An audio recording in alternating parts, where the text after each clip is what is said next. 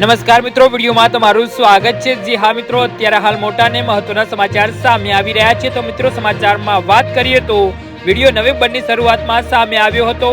આ કહેવામાં આવી રહ્યું છે કે આ ઘટના તેહરાનની ઇસ્માઇલ આઝાદ યુનિવર્સિટીમાં બની હતી। રિપોર્ટ્સ અનુસાર યુનિવર્સિટીમાં સુરક્ષા દળો દ્વારા માર મારવામાં આવ્યા બાદ મહિલાએ વિરુદ્ધમાં આ પગલું ભર્યું હતું। કોલેજમાં અંડરવેર પહેરીને ફરતી હતી। જો કે તેવી સામે આવી ઈરાનની કોઈ કાયદાકીય કાર્યવાહી કરી નથી એવું પણ કહેવામાં આવી રહ્યું છે કે તે અત્યારે બીમાર છે।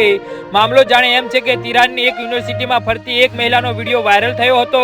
એક રિપોર્ટ અનુસાર તે મહિલા યુનિવર્સિટીના સુરક્ષા દળો દ્વારા માર મારવામાં આવ્યો હતો। વિરોધ તરીકે અંડરવેર પહેરીને ફરવાનું નક્કી કર્યું હતું। તમને જણાવી દઈએ કે 1969માં ઇસ્માઇલ ક્રાંતિમાં ગરદન અને માથું ઢાંકવું જરૂરી છે, જેથી તાજેતરમાં ઈરાનના ન્યાયતંત્રએ આ મહિલાના વિડીયો ઉપર કહ્યું કે તેને વિદ્યાર્થી સામે કોઈ કાર્યવાહી કરી નથી। રિપોર્ટ અનુસાર ન્યાયતંત્રમાં પ્રવક્તા કહ્યું કે આ વિડીયો બાદ તેને હોસ્પિટલમાં લઈ જવામાં આવી હતી।